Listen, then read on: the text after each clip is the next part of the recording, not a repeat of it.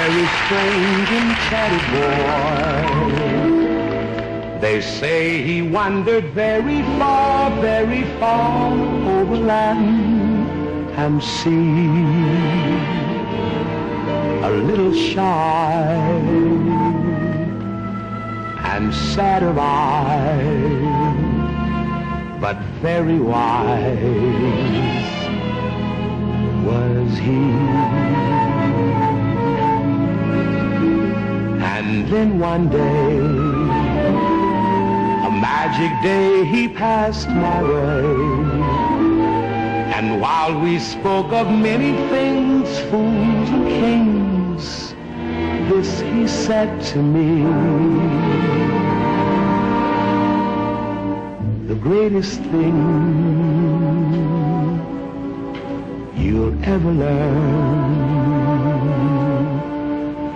is just to love and be loved in return.